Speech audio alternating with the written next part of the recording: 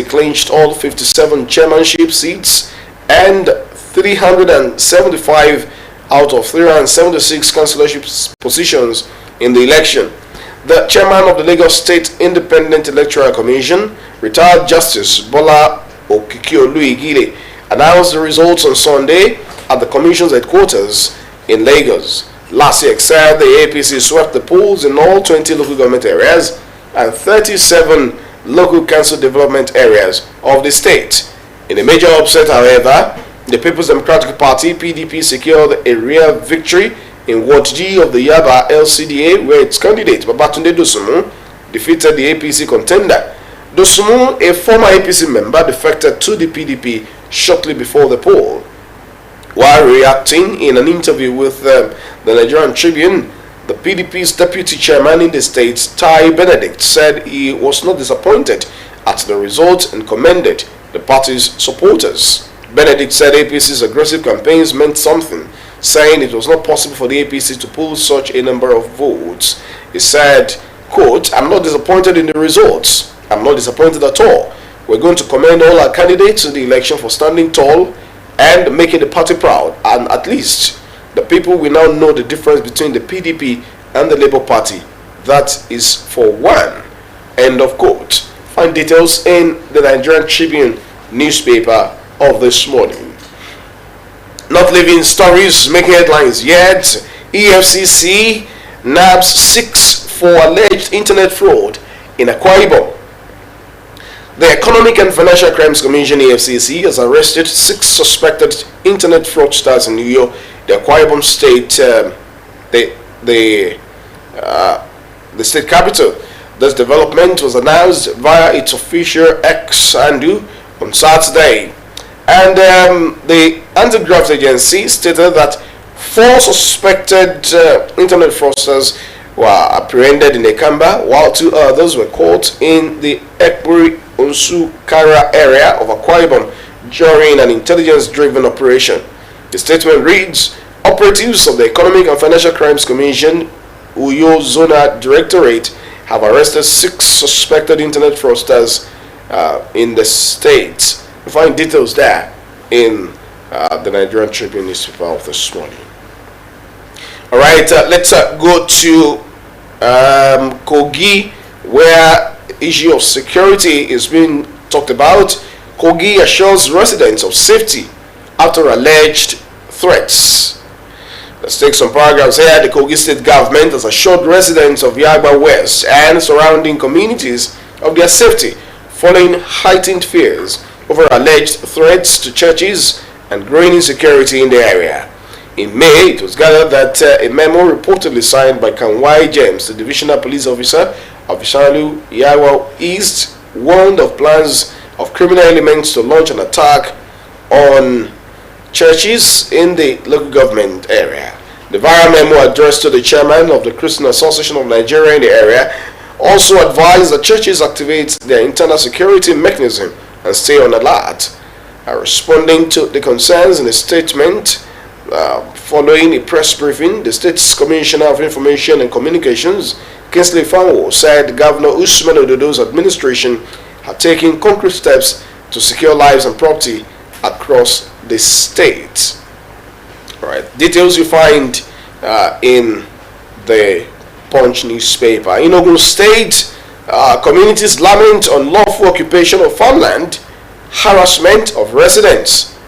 3 communities in Ogun State, especially in Shagamu local government area, have petitioned the Public Complaints Commission over an allegation of police intimidation, harassment, and illegal occupation of their vast acres of land.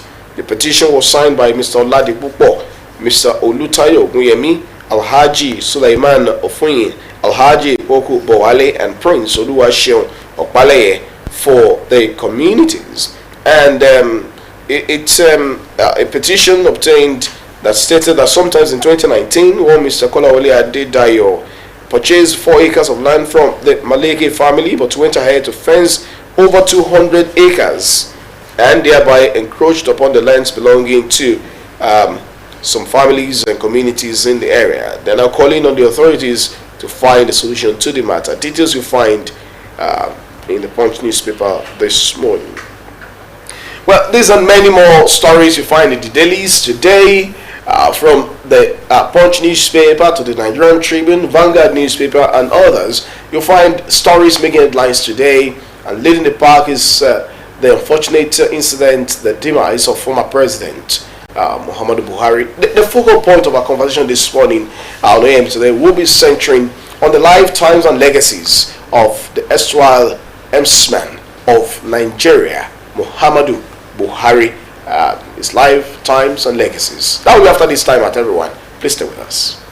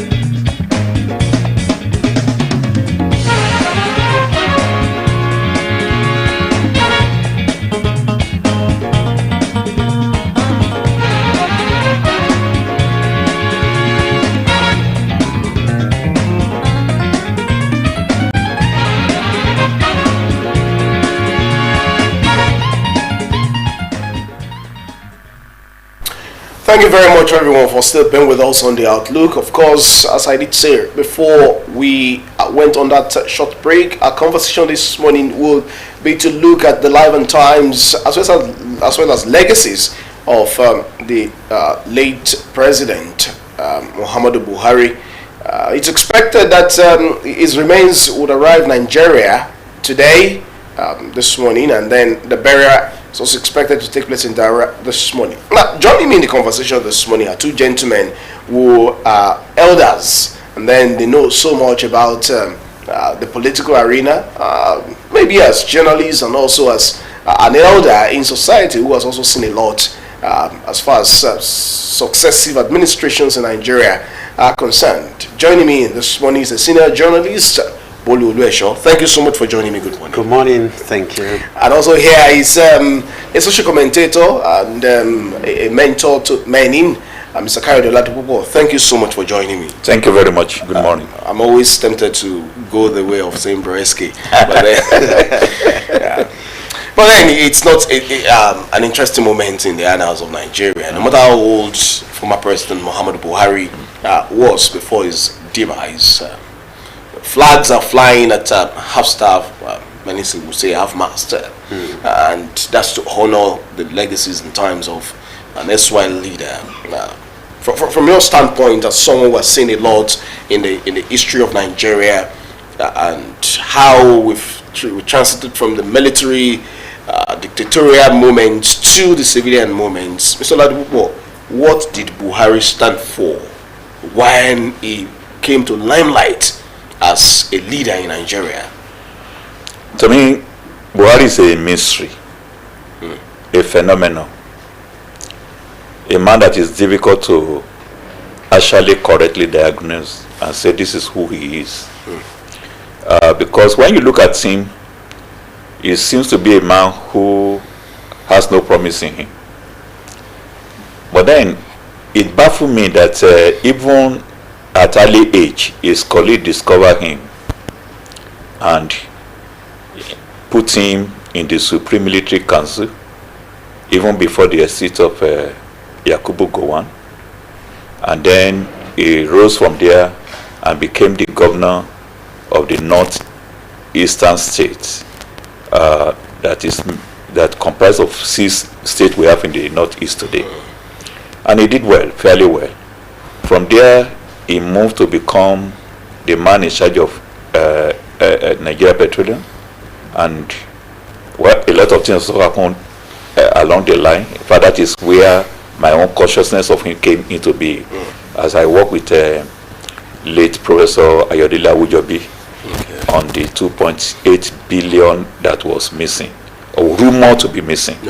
Okay, and then it continued like that, and until when again he asserted himself in 1981 thereabouts, when there was a Matasin war, that is a prelude to what we call Boko Haram today. The alacrity with which he attacked the situation and was able to drive them back to Chad and Niger was phenomenal. In fact, we have never had anything so good. I wish Obasanjo was able to do that when Boko Haram came. He saved Nigeria, and that actually put him on the political map of Nigeria as a man to be watched over. Which has for? Then by 1982, he began to show some serious character that was frightening to the political class. I was particularly close to Ebenezer Obatope, and I knew that he wrote about mid of 1982 in his popular column, Political Panorama in Nigeria Tribune, that Nigeria should be weary of Buhari, that Nigeria may wake up one day and find him as leading a coup. It sounds so far-fetched at the time. But then it happened as he predicted. December 31st, 1983, Buhari led a coup that overthrew the Sheikh Shagari government. And he came, did a number of things. Actually, it provoked a lot of joy. I remember I was in the night party. I wasn't a Christian then. It says I am today. when that news broke, and we all were jubilant about it. It was a big celebration. I'm not sure if there has been any other coup that was highly celebrated in that manner. But Nigeria, some began to have a rethink when he came up with Decree 2 and Decree 4, which was put everybody on edge. Okay, but then it was not all woe, because at least he came to instill discipline. All right, he came to instill discipline. Yeah, that Nigeria is still grossly lacking at today. And at that time, I remember, you dare not throw paper on the road. Even inside vehicle, you are conscious of Buhari. It's unfortunate that era did not last. Maybe things would have been a little bit better. Another thing that Nigeria never pardoned him for, but was also good when we look at it today, is the way he attacked drug issue, drug trafficking and all the rest of it. Maybe if he had been allowed, the disaster we have in our young people today won't have been there. At NDA now to be coming up every week to the maybe it would have been there, because all of those things. The approach he took put everybody on edge. Yeah. But unfortunately, it seems as if this country has a way of throwing out the good to taking the bad. Right. Okay, so he was sacked, and that was bad enough. I remember also that I was one of those who protested against him in 1985 before he overthrew, because actually his regime was harsh. Okay, then coming to civilian. Maybe before we now get to the civilian arena, you highlighted some areas that, of course, nobody would want to forget Buhari easily, at least not quickly, especially those who lived at that time and then who understood what discipline was like at that moment, up until the times that then the fight against drug trafficking and abuse took the center stage. Now, fast forward to now that we still have that problem on our hands. But for you, Bodulesho, what are the landmarks that remain so unforgettable for you, that no matter what you say about Buhari, you still cannot wish away this part, and the other part from his life history? Yeah, in actual fact, the man actually tried, I would rather say when he was a military head of state. It was a better moment. Yeah, even though, that administration, that regime rather, was named after two of them. It was usually referred to as Buhari Idiagbon regime, because the other man, who had passed away long ago, was regarded to be a very tough person. Even when Buhari was going to contest, some people were saying he wasn't the one doing most of those things, that he was forced by his deputy, Idiagbon, and that appeared to have played out when he eventually became the president of the nation. So, but let's leave out that, but let's go to the military administration. I mean, when he was the military head of state, like what Pastor has said, during the Matasini, you see, we were scared, because then in the newspapers we will see some of those pictures, and then besides the caricature that they usually drew then, and they made it clear to us what Matasini stood for. So probably the nation will have been in the mess that we are now long ago. But for the action the man took then, which could have been termed as intervention. Yeah, even then they said that he actually went beyond Nigeria territory, which the other nation, they frowned at that. But if he had not done that, he wouldn't have saved the country from that situation at that particular point in time. So because with that, they saw the signal that these people won't take this shit, So we thank God, at least it did that, and we will always remember him for that. Then the issue of discipline, when their administration came in, the military regime, beyond the discipline, as at that time, prices of things had skyrocketed. As at that time, then people were putting, shooting up the prices of their items. without recourse to the feelings of the people, you know. But when they came, I could recall, I wanted to buy geisha, which was sold for 40 kobo. You understand? So there was a woman then. It was somewhere along Ayedun quarters. So the woman said it was 5 kobo, and I said no. But they said the thing has come back to 4 kobo, not even 40. I think so. I'm sorry, I can't really recall. It's a long time ago. It's a long time ago. Now the woman has said, oh, she was just playing with us, because as at that time they created that may I say fear that you don't even trust your sibling, that probably he had joined NSO as DSS was known then.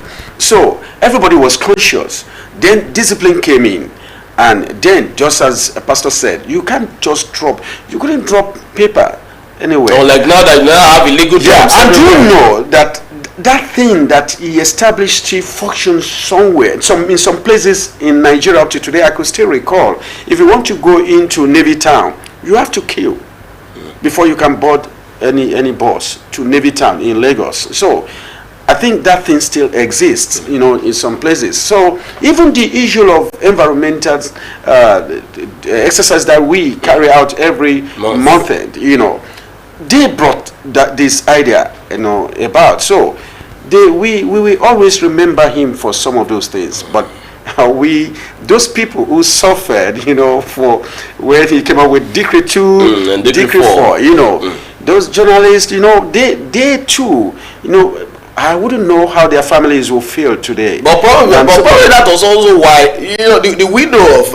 the late president, Aisha Buhari, was saying that in the dying times of her husband, he did say that Nigeria should forgive him. That's also a video of him just while his administration was winding down, where he said he's just human who could do good and also make mistakes, that people should forgive him. I feel that might be what he was referring to, the hard time, the times he needed to take the hard stance and ensure that, look, this must be done in the interest of Nigeria. Or what do you think, Solatu Pupo? We are all human, of course, and we are bound to make mistakes. One thing that you can't take away from Buhari that was sincere, but extremely selfish. Extremely selfish. Yes. As far as he's concerned, the world revolves around him. He thinks and imagines only Muhammad Buhari, and that is major weakness. But as you can't doubt his sincerity of purpose, you can't doubt the integrity of his actions and his austere nature. Okay, but then as human being, no one is perfect. He also lacked the capacity to transfer leadership. He lacked the capacity to impart on his followers. He's a solo person. Okay, and I think Tunde Diagbon knew that and quickly step in and occupy space that made their regime one that will be long celebrated. Honestly, that regime stood out, and there's nothing anybody can say contrary to that up to today. Because some of the things we still enjoying came through him. And he also had opportunity when he is alone, he does good. I mean, he did his best. For instance, the way he helped Abacha with PTF, Petroleum Trust Fund, okay, was phenomenal. I remember for so many years, you can't pass through to Ikare. The road was totally cut off. Cut as in cut off. Okay, it was Buhari that came and helped fix that through PTF. Some of these things we forget so easily. Okay, so he did well in that area, but then as civilian president, Nigeria expected so much, and I've said it in this place before. His major undoing was to deny himself. His major undoing, was to deny who he himself. You see, I learned a lot, and I think Nigeria to learn a lot. People, they voted for him in 2015 because of his reputation for instilling and maintaining discipline. They also voted for him because they saw him as a sign of anti-corruption. But he wanted to please the press. He wanted to please the press? How? And said that he was a Democrat. a convert. No, Nigeria didn't vote for you to be a Democrat. But rather, just we voted for you economy. to turn things come and fix around, things. to put sense in us. No, actually, Nigeria was not expecting much from him on the economic ground because he doesn't have capacity for that. But one thing at the time is that we need to be brought back into our senses. We need to learn to do things right. Okay. But it was so frightening of the press that he wanted to be seen as a Democrat. Okay. That was a major doing. And Saraki made it worse for him. Okay. By being a bottleneck. But Saraki did a lot of things that are unpatriotic. I mean, his leadership as president of the Senate. In the Senate. Budget will not be passed for 7 months, 8 months. Maybe Nigeria has forgotten. Okay. Budget will be there, will not be passed 7 months, 8 months. And that is frustrating. And that's very frustrating for any president. Okay. But I think the most disastrous one was that he also has a deputy, which happened to be a direct opposite of Idiagbo. A direct opposite of Idiagbo. This one very brilliant, very agile, very intellectual, but it's a woman rapper. I don't understand. Are you saying he was not firm? No, not at all. Not only that, he's not firm. He was too much afraid. He couldn't take decisions. Buhari trusted him with the economy that Nigeria is saying he failed at, which he actually failed at. You know, economy has been bastardized by Jonathan, but his ambition came and just buried it. Okay, but he trusted Osibajo with economy. Osibajo, like Atiku, was in charge of economic affairs. Okay, but unfortunately, the man doesn't have the nerve to do the job. He allowed Emefiele and Buhari uncle, what do you call him? Daura. Okay, and to just do whatever they like, thinking that maybe if he succeed, Buhari will be able to put things back. But that is not good enough for the country. And selfish. And very selfish too. At the end of the day, he lost out. Nigeria suffered. Because if not for looking away, things could not have been that. And unfortunately, the heads did evil to Buhari. Okay, you need to know what it means to have a mental challenge for one to appreciate what the man went through. Okay, I really pity him, but I think his inability to raise a formidable team was his major undoing. Maybe if he has picked Professor Tam David West as his deputy, things would have been better. Things would have been better. All right. You do not also feel that he did well as a Democrat, much more than he did as a military dictator. Then let me have your own view on that plane too. Yeah, in actual fact, you also do not believe he did well as a I didn't say he didn't perform very well. Let's be sincere with ourselves. When we look at, it was during his own time. We were having Boko Haram crisis before. But when he came, it was his administration that brought in the killer Fulani headsmen. The bandits. If you remember. So though in the media, you begin to wonder, how did this transform from Boko Haram to bandits?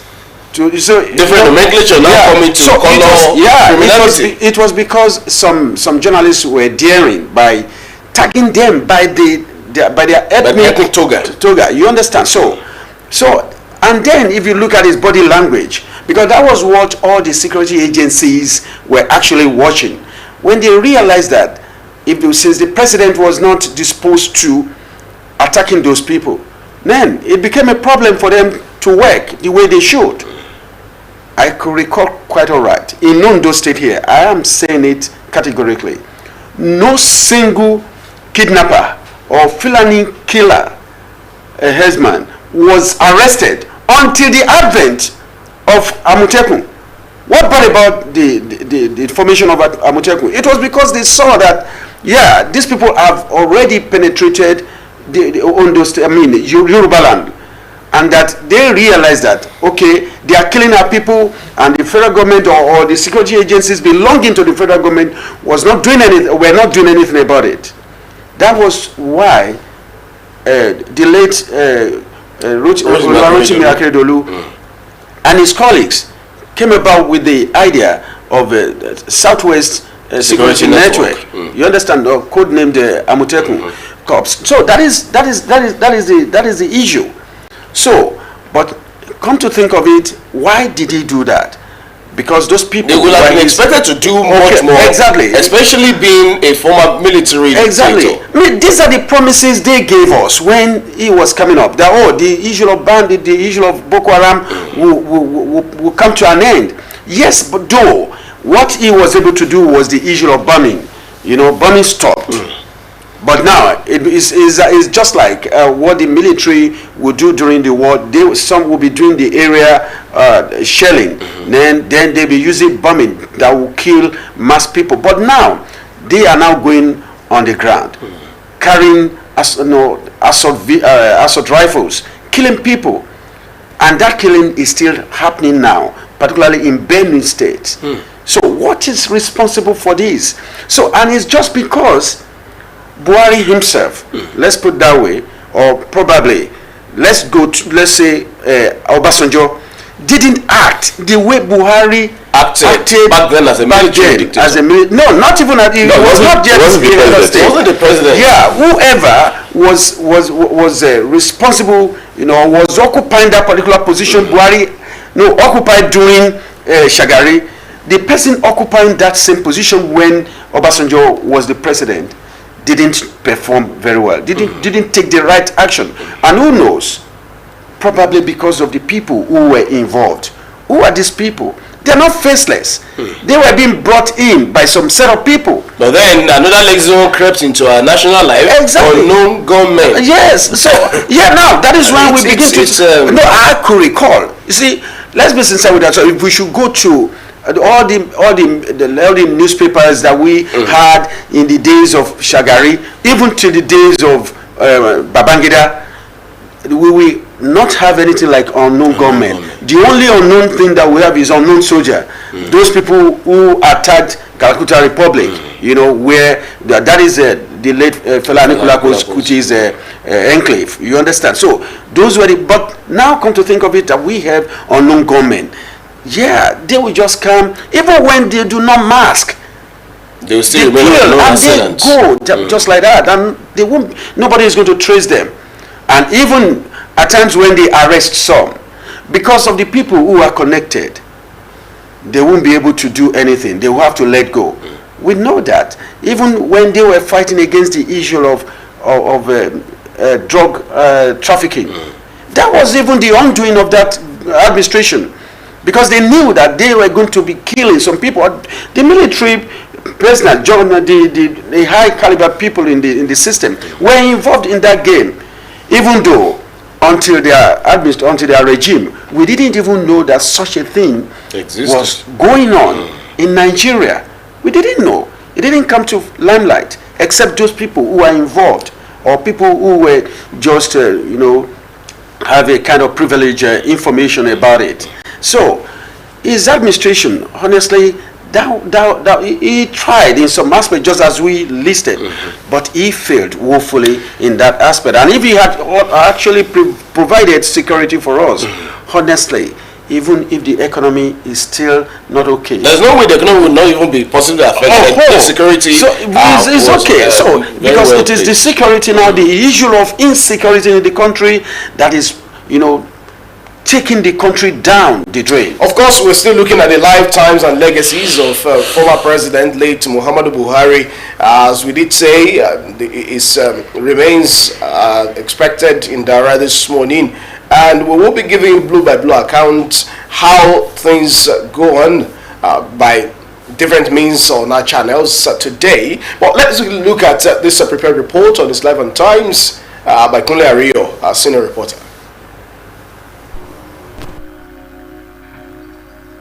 Born in Daura, Katsina State on December 17, 1942, Muhammadu Buhari's journey began in northern Nigeria's rural heartland. He joined the Nigerian Army at 19 and quickly rose through the ranks, earning military training in Nigeria, the UK, India, and the United States. Buhari's role in the Nigerian Civil War and his later appointment as Federal Commissioner for Petroleum and Natural Resources marked him as a soldier with strategic depth. In December 31, 1983, Buhari led a military coup that ousted President Shehu Shagari, citing widespread corruption and national decay. His regime, lasting less than 2 years, was known for its tough war against indiscipline and zero tolerance for corruption. That regime was also criticized for human rights abuses and press suppression through various decrees and was subsequently overthrown in 1985. For 2 decades, it remained largely in the background until a new ambition surfaced to lead Nigeria through the ballot box. He contested elections in 2003, 2007 and 2011, losing each time. On the 2015, when history was made, Buhari was an alliance with the incumbent President Bola Tinubu, defeated President Goodluck Jonathan, marking the first time in Nigeria's history that a sitting president would be voted out of office. As President, Buhari focused on 3 core areas: security, anti-corruption and economic diversification. His administration recorded significant victories against insurgents in the northeast, and he empowered anti-corruption agencies like the EFCC to prosecute high-profile cases. Buhari was re-elected in 2019 for a second term, serving until May 29, 2023, when he handed over to President Bola Tinubu. After stepping down, Buhari returned to Daura, living quietly and avoiding the political fray. President Muhammadu Buhari passed away on July 13, 2025, surrounded by family and close aides.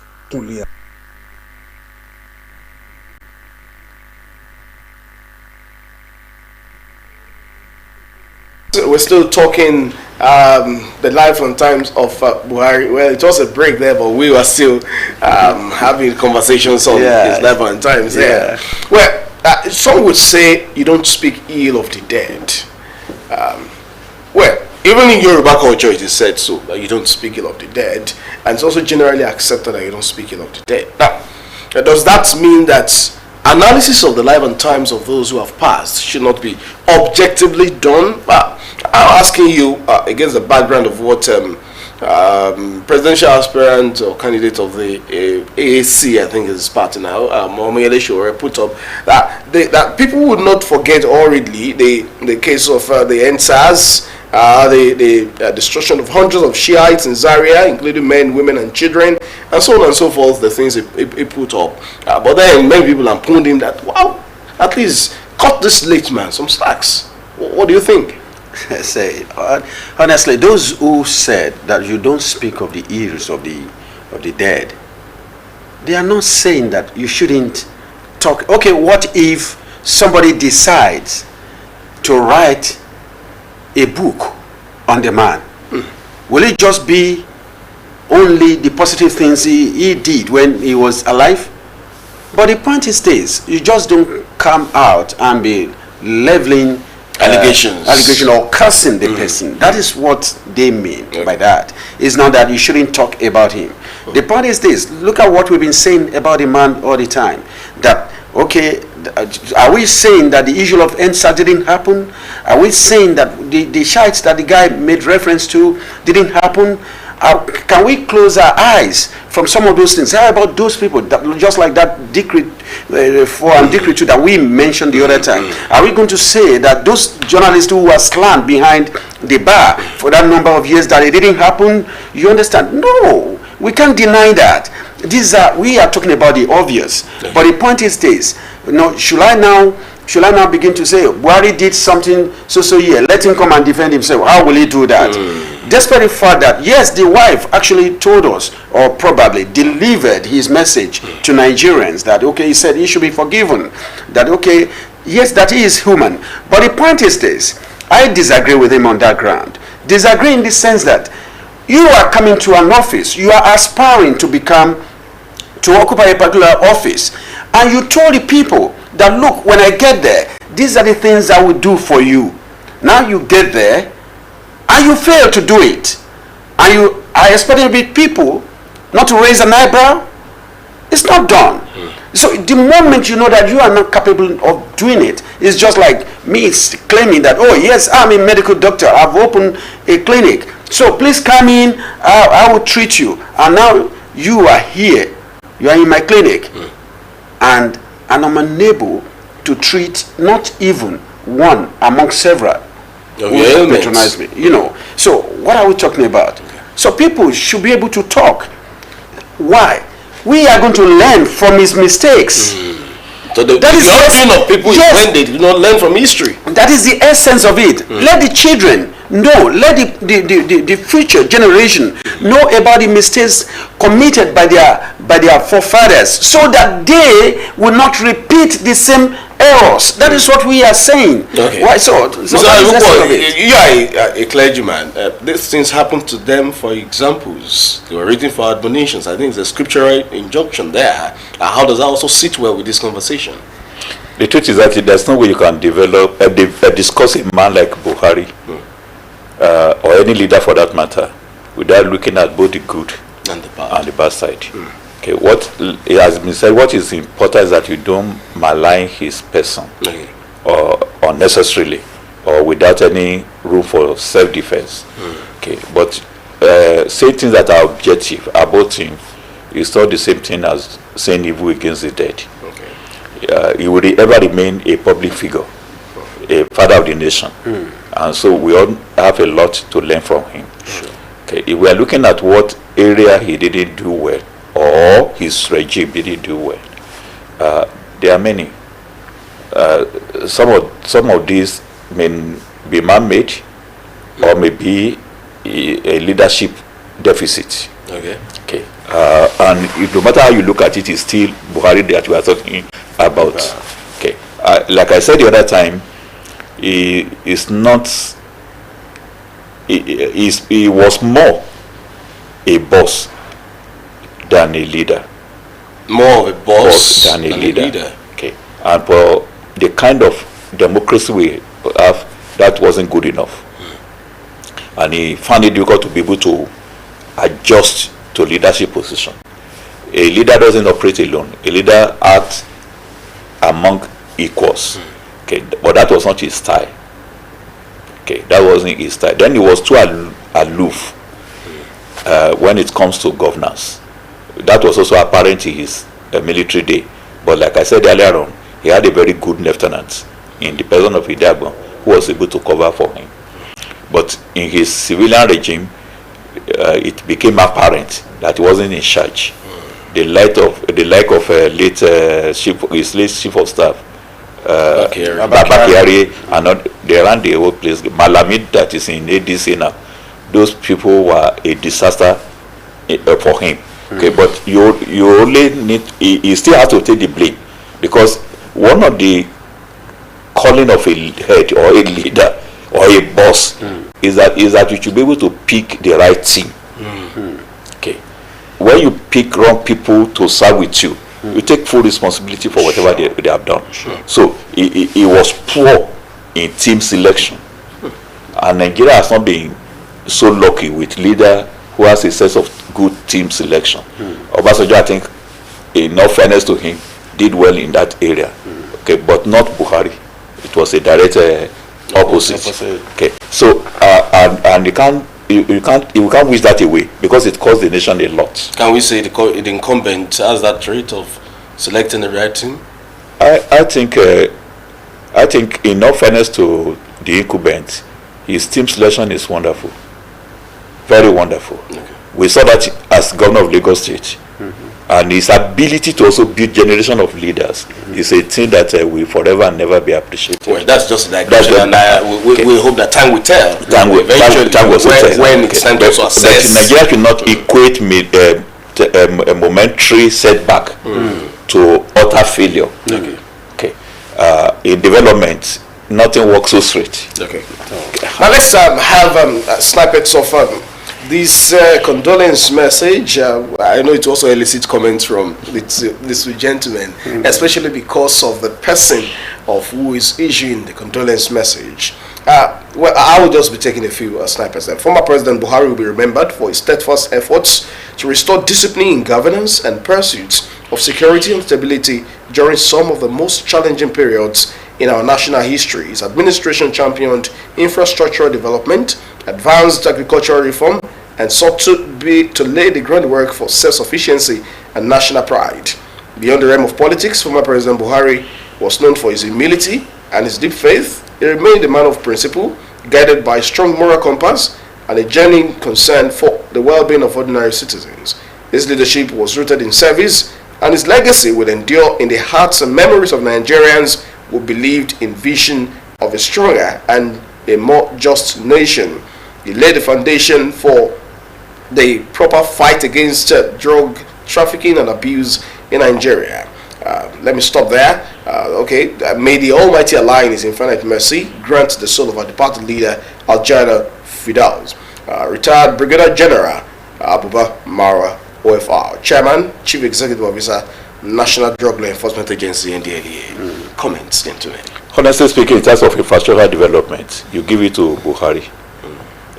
Just like he did in PTF, his presidency also brought Nigeria back onto the path of infrastructural development. Yeah. I had the opportunity to travel a lot within Nigeria geographical space.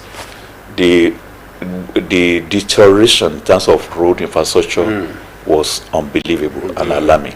And I know that many young people never saw rail before until Buhari brought it back. Yeah. And in economic development, you need rail to then Ibadan. All forms of transportation. Yes, Lagos Ibadan. Despite that Obasanjo was there for 8 years, nothing was achieved. Okay, it was Buhari again that put it. Then Abuja Kaduna Road, he also did that, and so many others. Niger Bridge, that had been a nightmare to so many. He feels it. Yeah. Okay, he might not have done well in so many areas, but he laid the necessary foundation for economic development. Okay, because economic development is not about having food on your table. It is about having the right structures that you can build on. Economy does not just, it's not like a mushroom, it's like a palm tree. It takes time for it to develop. Okay, but in terms of agriculture, we also did well. Unfortunately, I'm sorry, I'm in midst of pressmen. The press in Nigeria has killed the spirit of governance. And I'm saying, in Nigeria, yes, I'm saying this responsibly. Okay, sir. Okay, because they misled Nigeria to focus only on the federal government. Okay. And then excuse the subnational. I will give a specific example. Tell me, with the exception of Ogun State and Lagos, that state in the southwest that ever killed to Ankoboro. Till today, Ondo State never paid its counterpart fund and never integrate people into Ankoboro. Okay. Ondo State, a time was when Lagos came to this state to ask for 5,000 hectares to plant rice. The government of this state denied Lagos. At least there's no. It's we not. Should have been in source of at least job creation. They are going to when the farm is here, is the people that give rights to lake rice. Okay. We allow this thing to just escape us without bringing people to accountability. Let me fire off a little bit, and you pardon me. Today we have 12 billion in the hands of 9 national legislators. Okay. In this state, like any other states, where is the evidence that they are doing anything? The impact. We don't even have the evidence. Not talk of impact. You must do something before you can measure the impact. Yeah. They are not even doing anything, and nobody is asking questions. Because, and everybody is saying it is federal, it is federal, it is federal, it is federal. 12 billion is not a small money. And yet we see what people are doing in the north. Yayi, what do you call it? I saw him disputing fertilizer to people in Zamfara State. He's also a senator. What is our own senator doing? And that's why I say I hold the press responsible. Yeah, we should be able to bring people to a place like this and ask them, the 2 billion that is with you, senator, where is it? It's not your money. It's not your salary. It's not your allowance. It's a constituency fund. Where are you spending it? Let me quickly also say this, because I'm running for Ondo State. This state is supposed to come with a development plan. That whoever is coming to govern this state, whether you are ADC, APC, or Panadol, that when you come in, you just have to key into it. And if you are given any money anywhere, like a legislator, you can't just do whatever you like with it. It has to be in line with the aspiration and development plan of Ondo State. We are not doing that, and the press is not doing anything about it. And I'm bitter about it. I'm not happy. Okay, and that is the evil that we saw under Buhari. Attention was so much on what Buhari is not doing, and the governors went asleep. That's not good for us. I think it's a very, very deep intervention there. Yeah, maybe I should react to that a little bit, because I'm part of that sector. Just as I am. Yeah. So yes, he's both of us. Yeah, we usually face this challenge as a journalist, particularly those who are not working with government establishments.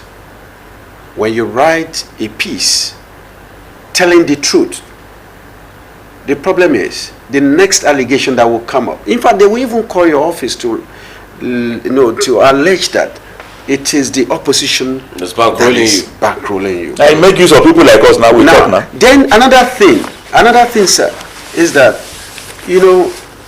like our brothers in the government-owned this thing, because they've not got job in elsewhere, so we can't even expect them to do something of that nature. So, and then what they do not understand, I mean politicians, is the fact that what journalists do is that when they see that they are veering off the line of development, we try to nudge them, to draw their attention to it. Not that we want to condemn them, not that we want to bring the administration down, but rather to tell them, this is the right thing you should do. This is what you promised the people. Like the economic plan that you talked about. I was invited to a place where the past Commissioner for Budget and Planning, Dr. Igbason, where he presented one. That day, honestly, I raised an eyebrow. I asked the question, how will you come up with I think it's about 30-year development plan, and there is no pictorial evidence that, look, these are the ways that we want it. I had to explain to him that day that, look, I had seen one, I saw that of Lagos, I've seen that of even private companies. So, and what do they do? You see, you need to draw this thing. That should be a kind of prototype. That, okay, if anybody wants to key into it, that person will just say, okay, it is this that I want to do. Please give me this. It's just like in Ife, what I learned in OAU. Yeah. Baba Awolowo and his team had drawn everything. So any vice chancellor that comes in will know what to do next. Just want to implement. It's not his own idea. He's not going to bother himself about the architectural design any longer. And that is what I expect them to do also. In Lagos, that I do say it, that even someone who had not lived in Lagos for a day becomes the governor of Lagos State, that he is going to perform, because the economic plan is already there. So the man will just say, oh, I love this, please give me this. And they've already set the thing, that the way money will be coming in. The fund will be there for them to do that. So I expect Ondo State government to do that.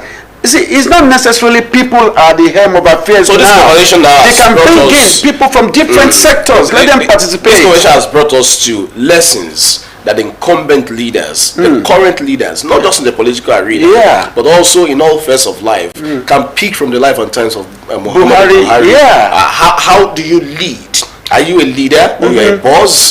How do you also follow? Are you a blind follower or a patriotic follower? Because if you agree with me, gentlemen, a patriotic follower will not follow blindly at all. Will tell you what was wrong, with what you're trying to do, and what should be done per time. I think it's also important we look at followership. Exactly. Because followership is also something that is crucial, not just in democracy, but also in everyday life. Yeah. If as my leader, I cannot look you in the eye and tell you, I do not think we should go this way, sir. Yeah. How about we look at it this way and that way? Then I do not think you are a leader if you shut down. And the most terrible thing is that these people, sir, they are not visible. They are not visible. They run away from. They avoid journalists.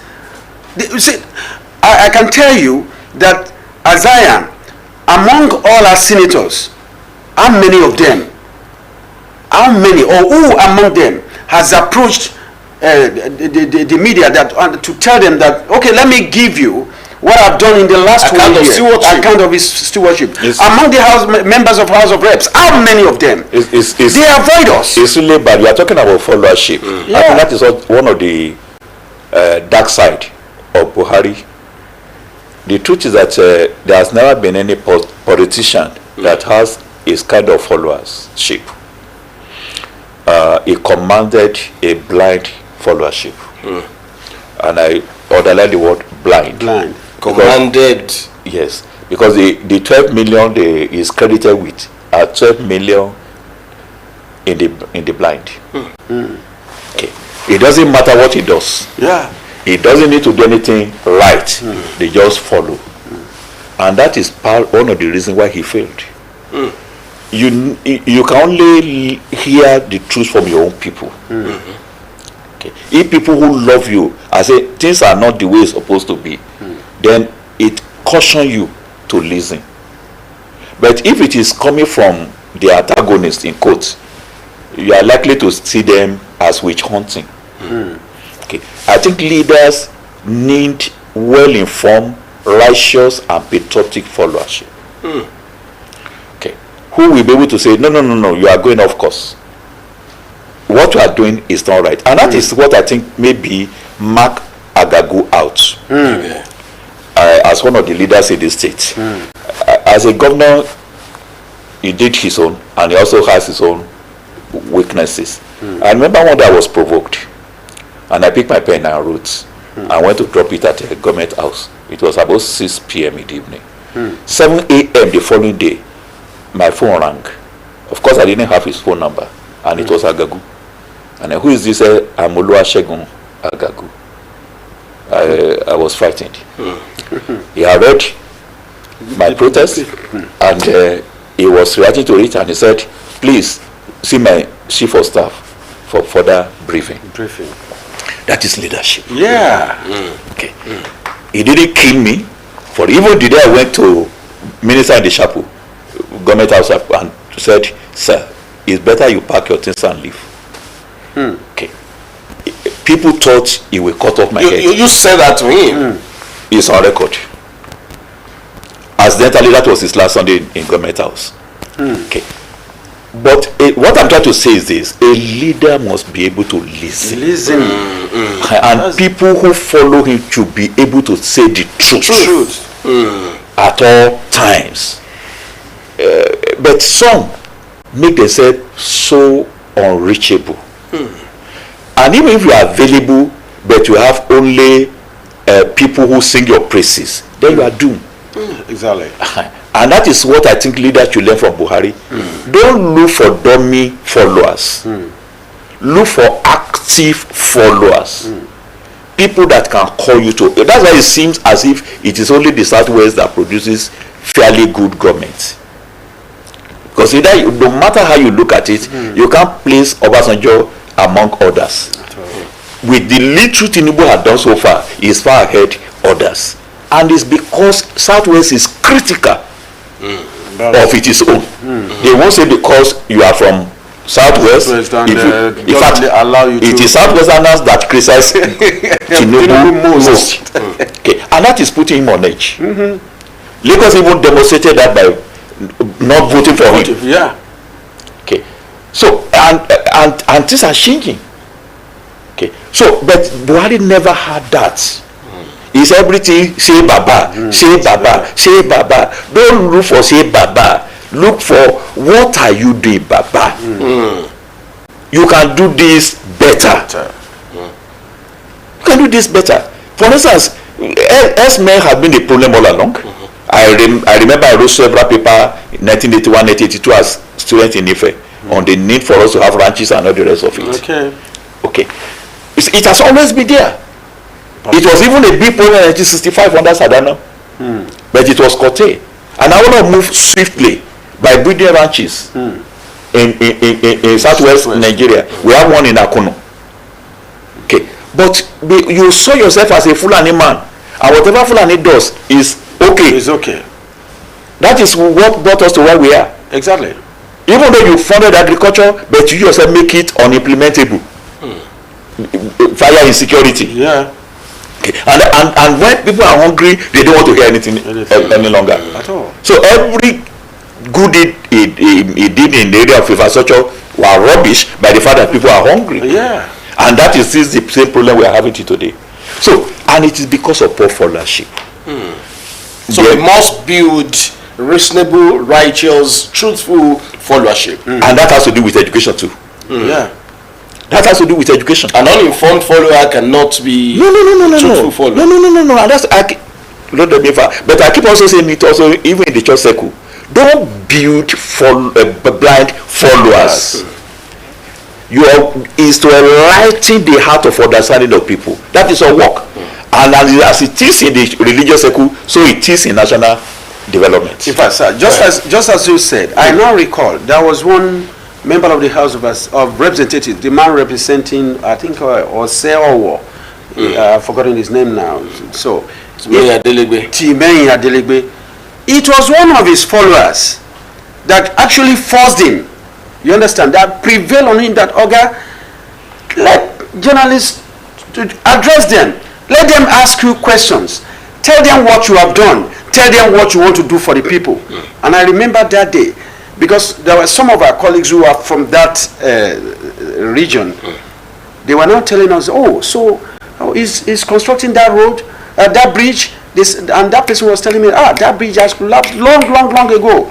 You understand? But when there's no proper engagement of the people, and this is even is good for the people. And even he made it clear to us the assistance he had done, I think, in the security aspect. But now the point is this: what I'm drawing, see, the governor, there's nothing wrong in him talking to the people probably once a month to even tell us that, this is how far we've gone. And I didn't allow citizens to have free access to him. The ones that succeeded Agagu, they are dead and dumb. You can't even approach them. It doesn't matter your level of friendship with them before they came to power. See. And that is part of the thing on doing of Buhari. So the governor can maybe it's OSRC that can come up with that program. Maybe meet your governor like they used to do in Ekiti. Talk to the people. Let people have a feedback. Make it a phone-in program that people can call to ask Mr. Governor some questions. You see, he can't be present everywhere. He's human.